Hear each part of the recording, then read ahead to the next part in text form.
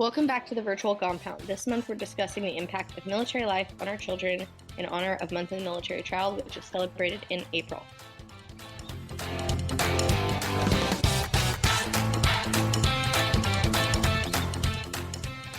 I'm Amelia. I'm Katie. I'm Lacey. And it is 3:22 p.m. on a Tuesday here in sunny Southern California. And it is 6:22 p.m. in a library in the middle of Annapolis, Maryland, where I am. And it is 8:22 a.m. on Wednesday in Japan. Boop. Still getting around with our time travel. Someday we will be time traveling this. Or at least this drastically. Right, we'll see. Yeah. So I have to throw this out here for all the listeners. Like, the kids are going nuts in this one today. We're not going to be showing the video for this episode, but just know that it is very fitting that that the things that are happening during a military kids one. I'm at It's the absolute library. chaos. Oh yeah. And the only reason mine isn't total chaos is that she needed crowns, and so she had to leave the room to go get crowns from the coloring station in the library. So but back on track. Now that That's we have adorable. given the listenership a little bit of an idea of homeschool is happening at one house, toddler is demanding time at the other house, and elementary kid is needing crowns for homework, while the big ones are at dance on all Yes. sides of the country.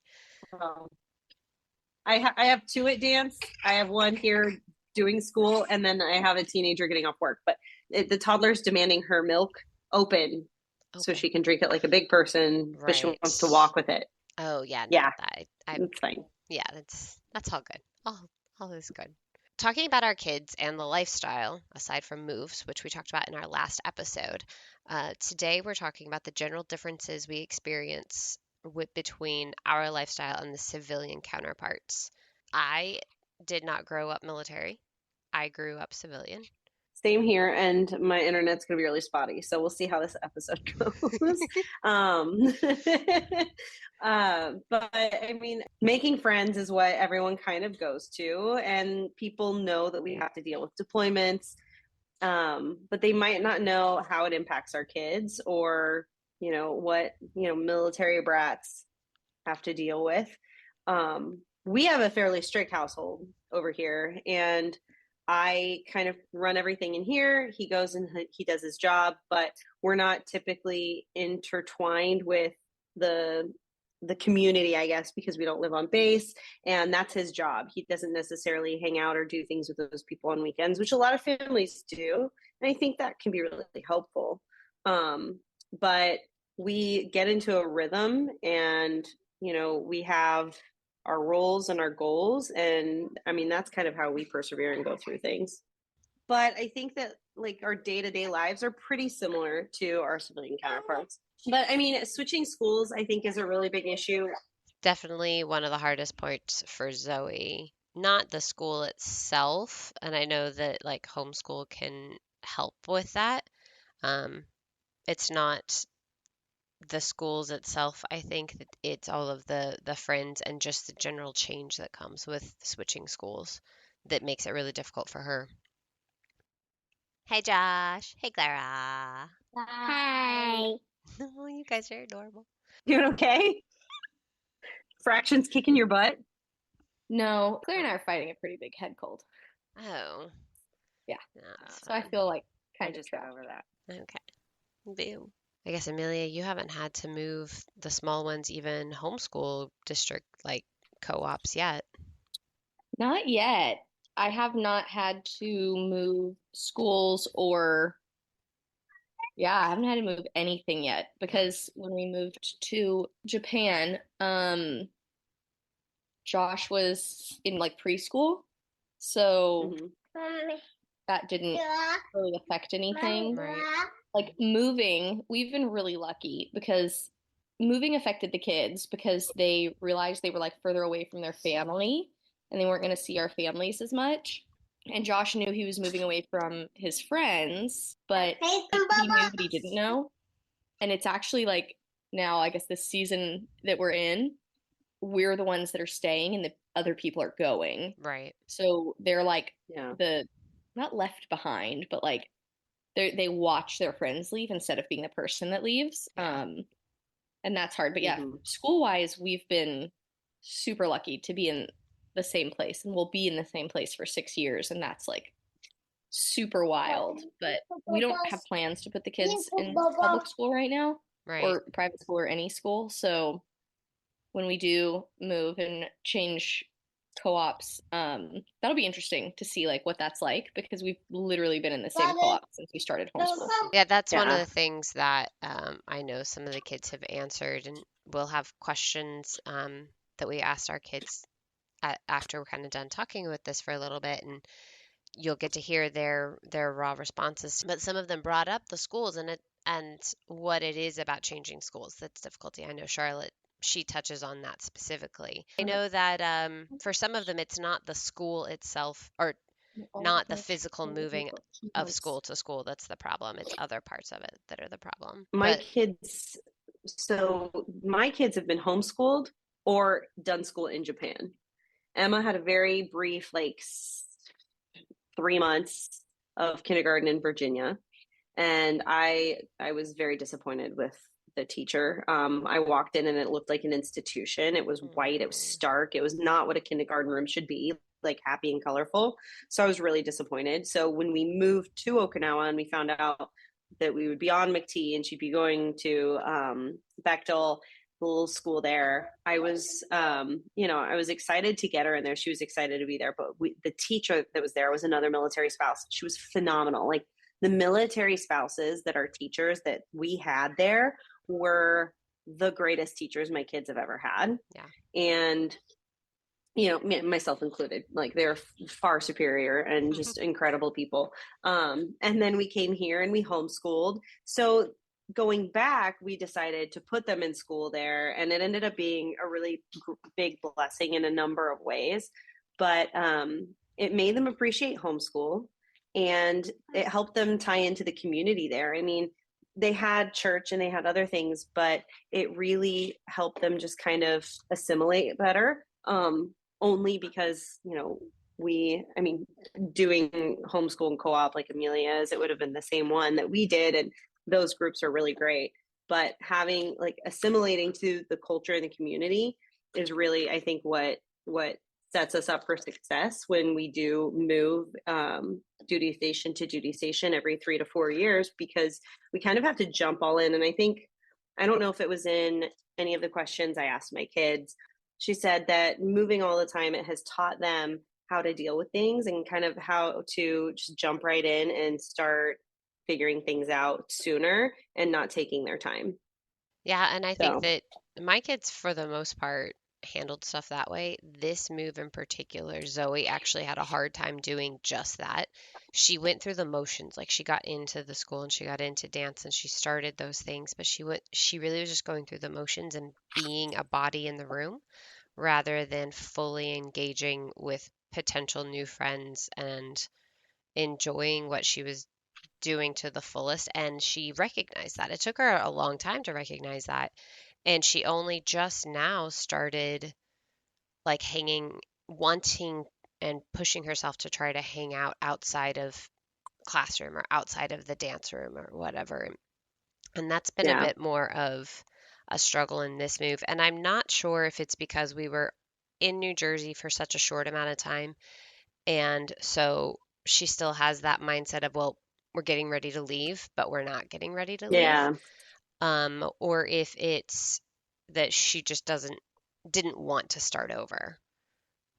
hmm I mean, it's also the age too. I mean, is she a year younger than Abby?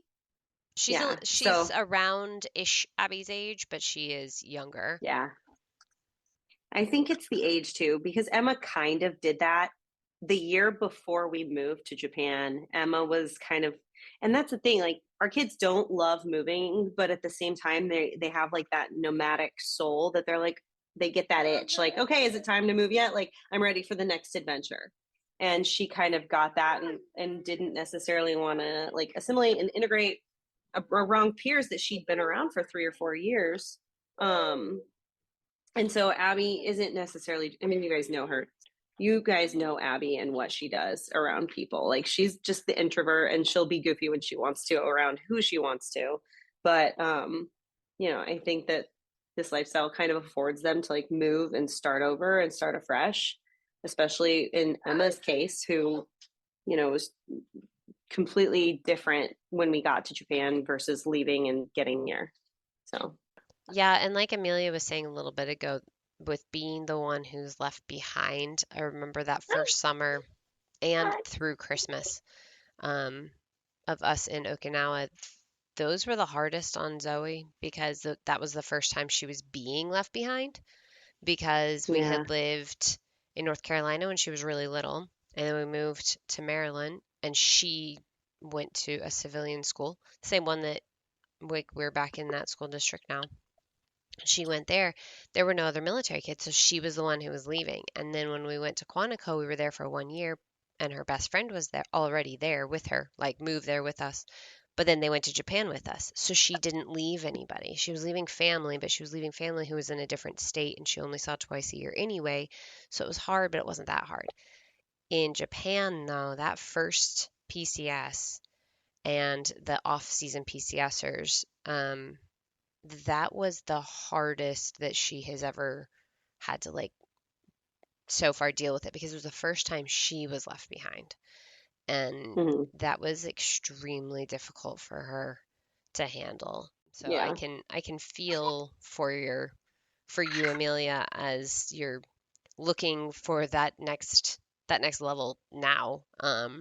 Sometimes it's easier to take them on trips, during the PCS season, and be able to be away, and especially when they're younger, and be like, well, they're just gone. Like, we left and they were there, and then we come back and they're not there, but it's a little bit easier to like keep moving. Yeah. But during COVID, that wasn't something we could do when they started moving during COVID. So you were just stuck in that situation. I agree. I think that there are elements of suck that are in both, the left behind and the leaving. They're just different. But, I mean, the hardest part with our family, I think, as far as the military life, is trying to get into a rhythm and coping when he's gone. Like, I notice a difference in my kids. How about you guys? I think I said it a little bit last time. Like, when they're gone for short periods of time, it's harder to like find a rhythm, and it like almost kind of throws you off a little bit, like more than when they're gone for a long period of time. Because when they're gone for a short period of time, if you're working, for example, it's like, well, I need to find a sitter because they're normally home to take the kids, but I only need a sitter for like a week and a half or 2 weeks or 3 weeks or like whatever, or and then I don't need you again, but then I need you again in like 3 months. And if you're not working, it's like, well, dad's gone, but he's gone for such a short period of time. It's kind of like this like immediate disruption, and then he's back. And that's also a disruption. And I think when they're gone for like a longer extended period of time, it's so much easier to get into a rhythm, like a normal rhythm. Like when Sam leaves for like a week or two, that's so much harder than when it's like 3 or more weeks. Yeah. It's like those first 5 days, I think, are the hardest. But they're either the hardest or the easiest. Like the first 5 days. True. I guess it depends on how long it is and what you're doing. Got this. Like I have, like, we wake up, we're in this great rhythm, and then it kind of like, slopes off, or it's like the hardest and you're in not a rhythm, and then it gets like better as like time progresses. And there isn't like a magical like thing. It's just one way or the other. Yeah. But I definitely think, not saying that I want my husband to be gone for longer, but the short, like little gone. And back and forth. Like it's here and gone, here and gone, here and gone. It's that kind that's, It's like the workups. But do you notice for all that stuff? And workups are harder than the actual deployments. Like the workups for anybody not affiliated, workups are the months leading and weeks, but the months leading up to a big deployment, they have to go out and do these exercises to prepare them, make sure that they're ready for whatever might happen when they're actually in like combat theater and like they're out there and they know what to do. They know that their equipment works because once you get out there, if your equipment doesn't work, like you're stuck. But they're gone for 1 week, come back for 3 weeks, gone for 2 weeks, come back for 1 week, gone again, back and forth. And it can be a lot of times it's about 6 months worth of workups for a 6 to 9 month deployment in the Marines or a full year for the like Army. And that is usually Yeah. the much harder on families. And by the time you're actually seeing the deployment, it's like, okay, bye. Just be gone now, please, because it's a lot easier and I can get these kids, especially the small ones, to just every day, here we go. And it's not that they don't feel it. The emotions are Yeah. huge no matter what. But even they, just like we were saying earlier, out of sight, out of mind. Like they're not completely out of sight, out of mind. You still see them and of course they still miss mom or dad, but it's just an easier time to regulate when it's more regular. Yeah. And I mean, my kids, like Emma he was deployed for her first birthday. He was deployed for our son's birth. And he deployed right after we got married, a week after we got married. So we went through those like very like long and extensive early on, and then we had different duty stations where he didn't have deployments. He just had things where he was sent away. So the 9 month deployment, my kid, what, honey? Okay. By the 9 month deployment, my kids were older. I think Emma was 12. No, she was 11 when he deployed. And, and then Brody, he's my only boy. And so he's got all these women in the house. So and much emotion. Yeah, 9 years old is a time when a boy needs his dad around. They have, different things that they need. And that was a different challenge for us. I mean, my kids are pretty chill. They understand, and they were at the age that they could comprehend. They could comprehend that he was gone, he was coming back. But deployments, I think getting to the deployment is awesome, and you get through that first week because then you start the countdown to when they return. Yeah. And that's what really helped my kids get through, is just like doing something different and changing it up and doing something new. And Amelia, have they gotten any easier at figuring out when he's gone? Like, do the kids handle those weeks better than they did before, or has that changed with their age? I think it's like opposite for my kids. So like Josh did worse when he was younger, when Sam left, and now he does better. Like better than he did. He doesn't do better than like normal life. Right. But I think because he has, like time is so different for kids. It just like they're like, well, that's in like 3 years, and you're like, it's in 4 days. But right. Okay, Sure, we'll go with that. They like time just moves differently for them, and I think he has like a solid grasp on time and things, and he knows that like now when Sam leaves, he's going to like not dangerous places. He's going to like Hawaii or America. Right. Like, he's Yeah. And I think he knows that like he's coming. He knows he's coming back, and he knows he's not going to be gone for so long, and he's only going to be gone for like a week or 2 weeks or whatever it is. And I think that he does much better. And then he also like it's like, okay, well, dad's gone, and so I need to be more responsible and kind of lock it down and stuff like that. Yeah. Whereas when he was little, he's like, my life is falling apart. And Clara, when she was little, was like, oh well. Tall one is gone. Meh. Yeah. But I mean, when he would leave for extended periods of time, especially when she was a baby, he'd come back and she'd be like, don't touch me. Who are you? Yeah. And she instantly, like, not instantly, like, it's really funny because she'd be like that for like 3 days, and then after that, she's like, oh, I love you, I'm obsessed with you. And if Sam and I would sit next to each other on the couch, she'd come running up and like sit in between us, like smash herself, like, this is my spot. This is my spot. This is my dad. So yeah, she kind of didn't really care, and now she's like, oh, I don't like this. Yeah. Yeah. Yeah. And I think it's like more emotional for her now than it was. No. But how did my kids, their ages, they didn't do that. They weren't scared of Jeremy. So how did Sam handle that? How did he cope with like his child basically rejecting him? Sam's very logical. So Mm-hmm. he was like, well, I left when she was like, 10 months old or whatever, 9 months old. And I've come back 7 months later. Like, He that's wasn't kind of necessarily normal. like surprised. Yeah. Yeah. Right. So I don't think he More, was surprised. And then when she did it, like, when he left for like longer, again, periods of time, um, I think because she wasn't like scared of him so much as she was like, you left Right. and now you're back. And I don't know. I don't know. She's more like suspicious of him. And That sounds yeah. about right. because he's so logical, he always was like, well, I mean, she's little, so it's normal.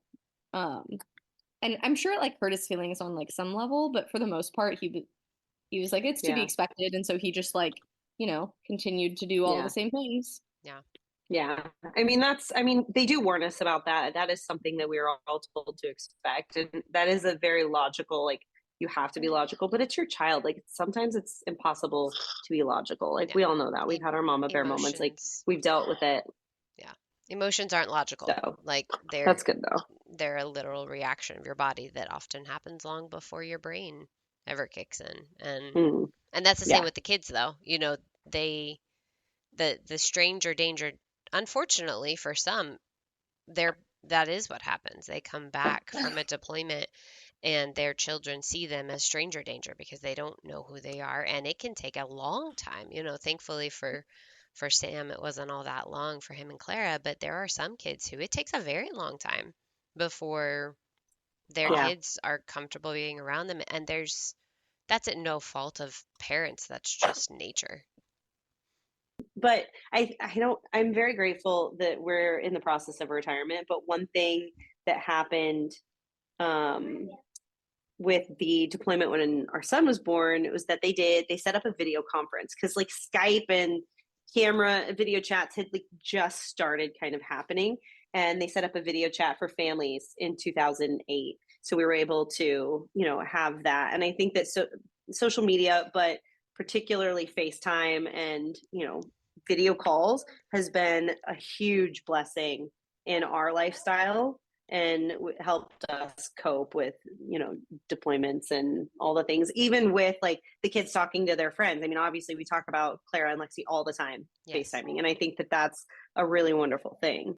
Well, and they were doing it just the other night. It was kind of funny because Amelia and I were trying to talk, but we couldn't talk because they were talking. So we had to talk through a different platform so that they could see each other. And I can hear Clara yelling at Lexi through the phone while I can also hear Lexi yelling at Clara from upstairs, and it's coming like down my stairs. And I'm like, wait, what is happening? But I could understand what Clara was saying, and Amelia could understand what Lexi was saying. So Amelia was telling me what Lexi was saying because I couldn't understand what Lexi was saying. I'm like, this is such a weird Oh my and yet gosh. amazing way, because I remember buying my first iPad with the purpose of wanting to get one that could do Skype, that had a camera. And it wasn't, my very first iPad was the first generation. It didn't have a camera, but I remember them talking about when they would and thinking, I need to have one because by that point we knew that this was what our future was looking like. And that I knew that that was going to be something I really wanted. And of course, Skype was really the only thing at the time that you could use. We still had to do letters. He was on a Mew at one point, and I mean, that's something that even in this day and age, people don't realize. Yet, yes, ships have internet, but they don't necessarily have the ability to communicate with us. So when he was on the Mew, which is the Marine Expeditionary Unit, they are on a big ship and they go out port to port to port and do like whatever Marine things. I don't know. Maybe you guys know. That's never appealed to me to find out. He's gone. He's doing his job, and when he's out there on the ship, we don't get to communicate. Like, we don't get to email every day. Like, maybe once a week, maybe once a month. He would call when he would get into port, which again is once a month or a couple months. So I mean, we've had to deal with like that old timey style of communication. And I'm grateful that, we haven't had to deal with any deployment like that since, because I think that would be more challenging for the kids. Yeah. We got very lucky. I mean, obviously kids deal with that, but. Right. We got very lucky with, well, even his Middle Eastern deployment was years and after. Like, yeah, it was very temperamental deployment for him still, but they had mail coming. So I got to do the whole, Lexi doesn't remember this. She was barely a year old. I guess she was about 18. No, she was not quite 18 months when he left. And so we did the decorated boxes that we sent at least once a month, but they were specific to whatever month we were sending them in, and we tried to get them there before we did certain stuff. I remember Zoe got really excited about doing that kind of stuff, and it helped her. And then when he was on the Mews out in Okinawa, they go out for much shorter periods of time, which I mentioned in another podcast about that they go out because they don't have the travel time, right? Their stuff is all much more local. So we had a little bit easier time of it was no more than 2 weeks without being in a port. So we didn't have to wait quite as long. And because of what he does, he had a little bit more access to communications devices and the ability to do that. And his rank. I mean, that really, at the time, that has a lot to do with it. Yeah. Like the ranks It at really the time does. change a lot of stuff. And they actually didn't get, they got mail, but they told us not to even worry about it because they moved ports so quickly. They didn't recommend that we send mail for those, which is opposite of many other deployments. They want you to, for morale, if nothing else. But the times adapting and the kids being able to adapt to their communication over, I mean, even just the last 15 years for us, like what has changed in the last 15 years. And 15 years seems like a lot, but not really. I mean, really think about it. It's not all that long, and yet technologies are allowing us to do what we're doing right now. I mean, I think that, like you just said, that like the adapting for everyone, and I think that as challenging as this lifestyle is, like adaptability is one of the key qualities of these kids, because they are constantly having to adapt to, new schools, new situations, new job, new homes. Like we don't stay in the same house or city. Like, we're literally moving across country, and a different house can be, a big change. And some kids struggle with that, others don't. And then, they're so mature.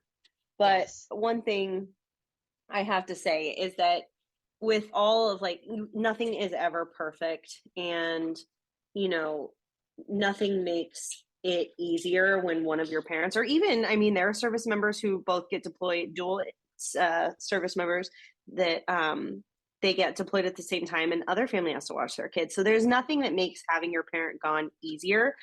But military and other entities, they do a really good job at taking care and giving us options. The USO is one of those entities that brings in famous people and opportunities. They do classes too. Maybe Amelia should tell this story. Hello. Okay. Things like the USO, while you're, I guess out here in Japan, we call them sponsors, or like your service member is deployed. They're really helpful, and like whatever unit you're deployed with typically does things like the USO will have like days that you color and classes and activities for the kids, and units will try to do, like, if your military service members deployed over Christmas, they'll do like a Christmas thing. And it's nice because like everything kind of comes together. The service organizations that serve like military members, and they put on really interesting things. The USO has, famous people come out, and it's just really cool that that's available for our kids and us too. Well, and I mean, it does allow for some like commiseration, I guess. Like you can talk to other people and they're in the same boat. So it, even if you don't walk away with a friend, you've at least been able to sit with someone and talk who's going through the same thing at the same time. Like obviously we all have done it and we get through it, but when you're in the thick of it, it just feels so different. It does. All of the volunteers are either former service members, they are former spouses or retired spouses, Right. or brats. And one of the guys was talking about how he was a military brat and then he served and then his kids served, and so he comes in here and volunteers and doesn't necessarily live close to his kids because they're service members. And that's kind of one of our plans when we retire when we're no longer working and raising children, is to volunteer at the USO, because it is a phenomenal organization that does so much. Even every duty station has a USO, and it's a great place for, especially in Okinawa, for young Marines to go in and like talk to their families. But it was really nice for our kids to be able to go in there, especially like during an orthodontist appointment. We have to drive all the way to another base that's super far south. They can pop in there and like relax and talk to people. And so anyway, I just think it's really cool what they do for us and our spouses. They definitely made it easier to travel with Zoe when she was a baby, because if I needed to, I was by myself. Wyatt just couldn't go with me. I was going home for like various family functions and he couldn't go with me. And if I needed to go to the bathroom or whatever and she was napping or something, like they were more than happy to help me out with whatever it was that I needed to be able to do and get me something to eat so that we could sit there, because we would have long layovers. And they always have a playroom, usually for the kids. And so that's one of the things, like, especially when they're younger, as they get older, they have ample amount of charging stations, so the older ones can charge their stuff and the little ones can play, and it works out really well. And my kids are very grateful for that. Obviously, they both wanted to do that over other options, and I was like, that's fine. If that's what you want to do, then that's what we're gonna do. Okay. What you may not know, Military Children Edition. Some children of deployed service members, or actually all children of deployed service members, can be at risk for behavioral issues. Obviously, we've discussed that. Sleep problems, depression, anxiety, even substance abuse as they get older. Thankfully, we haven't had to deal with any of that, but that is something that children are at risk of, just because, again, not having a parent at home and off at work for extended periods of time, I'm sure, is a stressor, and it's hard for coping and getting the right coping mechanisms. From kindergarten through grade 12, the average military child will attend from 6 to 9 different schools. Zoe has been in 5 different schools in 1 year of homeschool, and Lexi, and she's in middle school now. Lexi, who's in early elementary, has been in 4 different schools and 1 year of homeschool, pre-K through current. So Emma, because we did homeschool, like brick and mortar schools, she's only been to 3. But if you count the 2 different co-ops and the 2 different charters we were a part of, that's 7. 7, and now she's graduating. And then, so again, brick and mortar schools for Brody, he's 3, but if we count the charters and co-ops, he's at 6. And then both Abby and Charlotte, the youngest 2, have 4. I guess it would be 5 if you count the co-op and the 2 different charters. And then for Charlotte, 4 or 5 if you count like co-op, charters and the brick and mortars in Japan. But they've only been my kids have only been in public school in Japan. Yeah. Otherwise we homeschool. Pre-K through current. Okay, so Josh has been in 3 schools, and then we homeschool. And then Clara has been in 1 plus homeschool. But I also have I don't have the youngest kids, but I have the youngest set of kids out of all of us. And I have Does that make sense? Yes, I have the middle kids, and Lacey has the oldest kids. Lexi and Clara are the oldest. Lexi and Clara are a year apart? 6 months? No, they're only 6 months. Yeah. They would. Yes. Yeah. But my oldest is about to be 10. Right. And right. Yeah. Mine is about to be a legitimate teenager instead of Yeah, just that's ridiculous. I hate that. so do I. Yeah. Adaptability, as difficult as moving can be, children in general quickly learn the nuances of like their new surroundings and how to adapt and fit in. And most of the time they're able to pick up positive coping strategies, especially military connected ones, because let's let's be honest, we all have to learn how to cope in this lifestyle. Yeah. And so, the hope is that we are able to pass down our abilities to cope to them, and then they're able to move it over and transition that from moves to deployments and exercises and anything else that happens. One of the areas that Lexi excels at, and it works in somewhat in her favor for being a military kid, she will tell you she is shy, but both of you can attest to the fact that that child is not shy. She might be shy with an adult she doesn't know, but she sees anybody, and even No, then, she's not. well, you're She right. didn't know me. She I was know. not shy. She was not shy. But those are the only times when she might be like, but we're at the library. There are not friends here. And she just came in and was like, I'm going to see my new friend on Tuesday. I'm like, what new friend? But she showed up and she put down her homework and she went over to play with all of the kids who were here that she has never seen and most likely will not see Yeah. again. Even Yeah. though they live here, she has that ability to just meet other kids from all areas and stages and just go. And that's one of the things Yeah. that I absolutely love about the military life is it is the quintessential like melting pot. Military culture is a big part of it, and our kids, probably all of our Yes. kids as they grow up, will say that that's one of the things that they like about it is that everybody has something relatable, and that something relatable is that they are a military child. Yeah, that's exactly what Abby said when she said, like, going to middle school, never having been in public school, that was what made it easy, is that they automatically had something to relate to. But with like coping strategies, you said something that made me think about when we do move.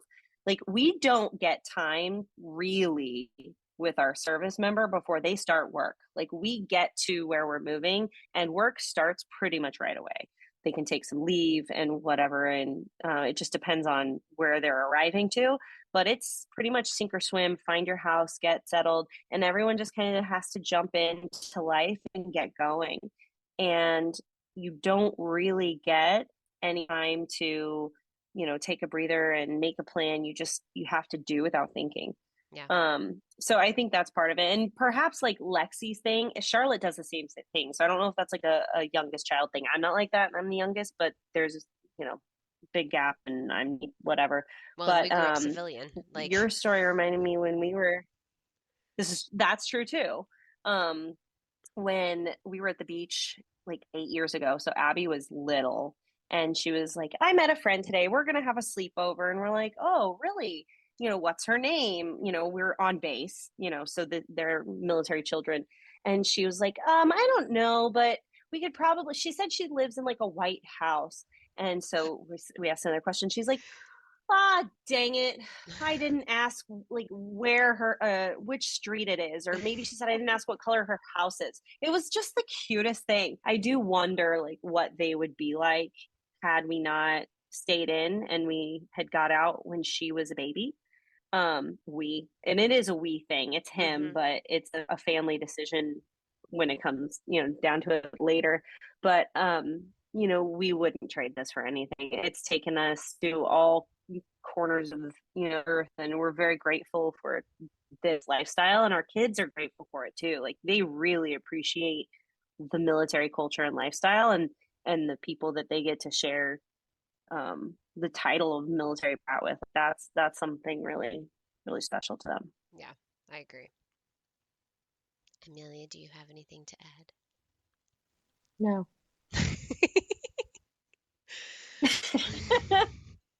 All of these qualities, I hope, are instilled in my children to be amazing adults. I think they will. Your children too. I call them my children, Amelia's children. I'll ask how our children are doing. I love them. They're amazing kids, and I know they're going to be amazing adults. And I know that because of the military brats that we know. We personally, well, we have mutual friends as well, but we know so many adults that have grown up and they're incredible people. They're resilient, they're mature, they're organized. One person I'm thinking of in particular, and they often marry service members. Not that I want that for my kids because I want them close to me. True, yeah. I mean, there is that, but I think there is always the draw to like, and it's what they know. You grow up in this Mm-hmm. lifestyle. That's what they know, and this lifestyle came very natural to me. I didn't conflict strongly with this lifestyle, but Yeah. then to see some of the adults like out in Okinawa, one of our board members for one of the different groups that I was on the board for, she was a military brat and grew up and married a an active duty, and or they got married and then he joined. I don't remember which direction it went, but they're living that now. And sure, she's salty like the rest of us, but she's salty on the both sides. But it is amazing to see that though, and be around them, and them being active and having their own families and having a healthy relationship, because it gives me more hope for our own kids too, of being like, Yeah. because there are times very much when Wyatt and I look at each other and be like, is this fair? What are we doing? Because our children were Yeah. born into this. Absolutely. They did not choose it. Yes. We are incredibly aware of that. So it's not something that if anybody's going to feel bad about it, it's going to be us. And no one else can Yeah. make us feel better or worse about this decision than we are going to make ourselves feel about it when we have to go through something. And I own it, but I also do my darndest to give them as much stability in whatever it is that we're going through as I can, and give them as the best life that I can give them. Yeah. Than to see others who are successful. It really is a heartwarming sight to see that on the other end. Yeah. I agree. I agree. I love your add-ins. I agree. Nope. Clara also agrees. Clara also agrees. Thank you, Clara. With all of what we know and what we've said about how we feel about our kids and what we see when everybody else gets up, we went ahead and sat down with our kiddos and we asked them some questions like we did in the last episode. And we want you to hear their raw answers, like how they feel about the life that we have brought them into, and do the best that we can with. Enjoy. Do people assume that you want to go into the military because your dad is in the military? No, I mean, I don't really know. Do you think that because your dad is in the military, you feel a pressure to serve yourself? I only feel pressure to serve on a moral basis. Yeah, not really just because my dad served, just as a kind of thing I want to do already. What are your biggest complaints about this lifestyle? Moving away from friends, but that gets easier, and you can always meet them again. So You and your best friend you kind of grew up together, and you guys are still like right back where you left off when we went to Japan, so that's pretty cool. yeah. Do you have any tips or anything that helped you deal with any of his deployments or exercises or things that just kind of helped you deal with him being gone for extended periods of time? No, I mean, FaceTime was helpful. Mm-hmm. So just stuff like that. Yeah. That always helped. Is there anything that we did as parents to help, or anything that you feel like we could have done better to help deal with deployments? No, I mean, always comforting, and that's all you can do. And you guys did that, so definitely made me. So what's something that our family does well in dealing with this lifestyle? We go to church regularly, Yeah. so that helps. Yeah. Yeah. We've always been really close. We spend a lot of time together. Yeah. Do you have any like random recommendation, anything that you would recommend to people, like boys your age or parents of young boys, or doesn't even have to be gender specific, like just anything you recommend aside from Dr. Pepper? No, for parents, just love your kids and make sure they always know that no matter what. So, oh no, toaster oven. That's pretty nice. You like the toaster oven? Love the toaster oven. Because you can get toasty like snacks and meals, and you don't have to heat up the oven? Yeah. Not soggy out of the microwave? Yeah. Okay. Nice for snacks, little meals. Yeah. So. Leave it to a boy to have it food related. Mm-hmm. What is a common misconception about being a military kid? A lot of people think that all branches are the same, but they're different, and they do different things. Like the Air Force, they fly planes, and the Navy, they do ship things. And the Marine Corps, honestly, I don't know what they do. They do intelligence stuff, and they kind of just do their own thing, but they work with the other teams. Other branches? Yeah. But you don't necessarily know everyone who's a service member. Yeah, you don't. But you know a lot of them, because, like, you usually, like, meet them some other time. You'll see them another time. What is your biggest complaint about this lifestyle? I don't like changing schools. Because all the curriculum isn't the same. So I've had to relearn the water cycle about like 5 different times because it's not all the same for all the grade levels. So it's kind of annoying. Yeah. What does our family do well in coping with military life? Well, we all listen to each other, and we kind of just like, we ask about how they're feeling. When we were moving, we went to like a little McMansion into like a off-base housing that was really small, and then we went on base, and that was completely different from our old house, and it was a lot smaller, but we all knew we were feeling kind of down because it wasn't as nice as our old house, but we kind of just like helped each other out and knew that it was gonna be okay. Oh, you're talking about when we moved from America in our big house into Japan and they showed us the really tiny on-base houses. Okay. How do you feel about your father's service? I'm proud. I'm proud of him. He's worked really hard. Now that he's retiring, I'm even more proud. Yeah? Yeah. It's pretty awesome. Thank you. You're welcome. What's your random recommendation? So if you live in around Southern California, there's a really good ice cream place in Bonsall.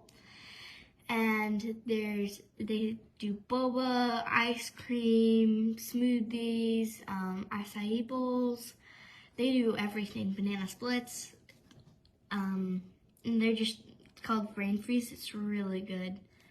The owners are pretty nice to you, huh? Yeah, they're really nice.